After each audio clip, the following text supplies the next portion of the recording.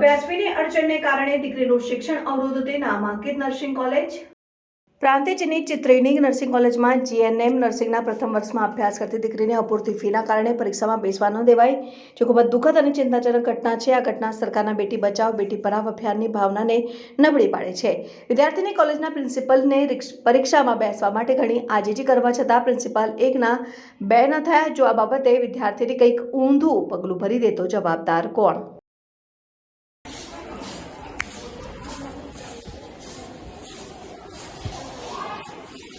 नहीं मिले एकदम तो पप्पा कहती कि जे जगह जવું હોય જે જગ્યાએ જાય એટલી ધમકીઓ આપી ને અમારા સાહેબને બધા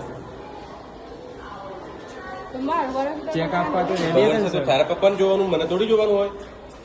તમે 20 તારીખ આપી 20 તારીખ આપી ને 20 તારીખ આપી મારા ઉપર લઈને મેં તમને ફોર્મ ભરવા દીધું કે મારા માથે ટ્રસ્ટી શું કીધું કે 20 તારીખ આપે તો પ્રિન્સિપલ જોડેથી પૈસા લઈ લેવાના. તો પુના માથે લીધું મેં મારા માથે અને તાર પપ્પા અહીંયા બોલીને ગયા જબરજસ્ત. મને કહે કે તમે બોલાય. અરે તમે ફોન કર્યો એટલે મેં કીધું કે તમે કોલેજ આવીને વાત કરો. ફોન ઉપર આવી માથાકૂટ ના થાય. બેટા જેટલાને તે આ જાણ કરી ને ફલાણા નેતાને આ બધા નેતાઓને કહેવાનું કે 10,000 ભર દો તો એ લોકો ભર દે. 10 દિવસ પછી તમે પહેલા ના આપી દો ને. પણ આવી સગવડ કરવા વાળો કે એવા જે નેતાઓ તમે લઈને આવો છો એ નેતાઓને કહી દો. મેં તો એ દિવસે કીધું પેલા ભાઈને તો આ ગોગાવાળાને લઈ મને કીધું કે તમે ભરી દો.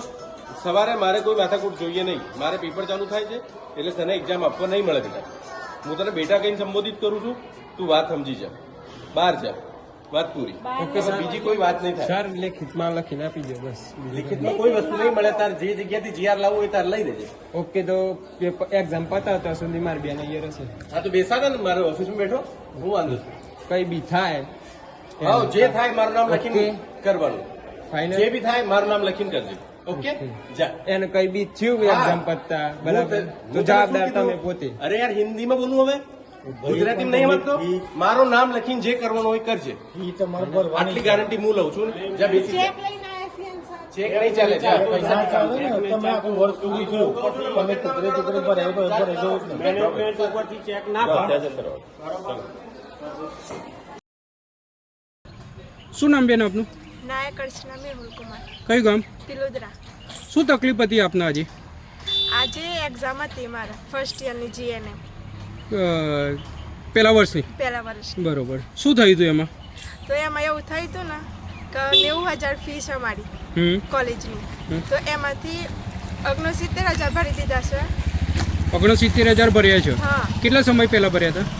એ કેટલું થયું? 1 મહિના જેવું થયું. 1 મહિના પહેલા ભરી દીધા હતા. બરોબર છે. પછી બાકીનું? બાકીના 31,000નો ચેક આપવાનું કીધું. ચેક આપવાનું કીધું. હા. તો ચેક નહીં સ્વીકારતા. ચેક ક્યારે આપવાની વાત થઈ હતી? ચેક 2-3 દિવસ થયા અહીંયા તમારી છીએ. બરોબર છે. એક્ઝામ આવતી હતી નથી હા. તો રિક્વેસ્ટ બહુ કરી હા. પણ ના મને છે ના જ મને એક્ઝામમાં ના બેસી. ચેક લેવાનું કોણ ના પાડતું હતું? જે પ્રિન્સિપલ સર છે ને હા. એ જ ના પાડે. શું નામ છે પ્રિન્સિપાલ સાહેબનું? નરેન્દ્ર સર શર્મા. બરોબર છે.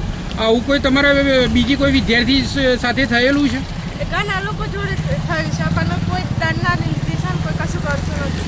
પ્રિન્સિપાલ કોઈના ગણતા નથી? કોઈનું સાંભળતા જ નથી. હવે પરીક્ષામાં તમને એકલાને જ બેસવા નથી દીધા કે બીજા કોઈને પણ બેસવા નથી દીધા? ના મને એકલીને જ નહીં બેસવા દીધી. આજે સવારે જઈને રિક્વેસ્ટ કરી સરને હા. કે બેસવા દે ના જ પાડી દીધી. ગુસ્સે થઈ ગયા કે તમારે જે થાય ને કરી લો, જેને લાવે ને લાવો, એક્ઝામમાં તો નહીં જ બેસવાનું. જે થાય કરી લો એમ કીધું હતું? કરી લો. શ્યોર એવું કીધું હતું સાહેબ? એવું જ કીધું હતું. બરોબર છે. કેટલા વાગ્યાનું પેપર હતું? 10 થી 1 નો ટાઈમ. 10 થી 1 નો ટાઈમ હતો. હું અત્યારે તો પેપર પૂરું થઈ ગયું છે આપણું. હા તો અમે 10 થી 1 વાગે અહીંયા જ બેસે છીએ. 10 થી 1 વાગ્યા સુધી અહીંયા જ બેઠા છો? હા. આ પેપર ચાલુ થાય એ પહેલા તમે સાહેબને રિક્વેસ્ટ કરવા ગયા હતા? 9:30 જેવા અમે ગયા હતા. હા. સરને કીધું કે સર આજે એક્ઝામ છે તો મને એક્ઝામ આપવા દો. તો સરને ના જ પાડી દીધી કે એક્ઝામ આપવા નહીં મળે, ફીસ ભરો. સરને કીધું અમે કે સર અમે ચેક લઈને આવ્યા છીએ, અમારા જોડે રોકડા નહીં. અને અમે રીઝન બી બતાવ્યું સરને કે આ રીઝનથી અમારા ફીસ નહીં ભરાઈ.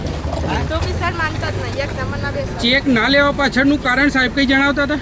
એવું બધું કંઈ કહેતું નહીં કે અહીંયા ચેક સિસ્ટમ નહીં ચાલતી, કેશથી જ ચાલે છે. ચેક સિસ્ટમ નથી ચાલતી? નહીં ચાલતી. બરોબર.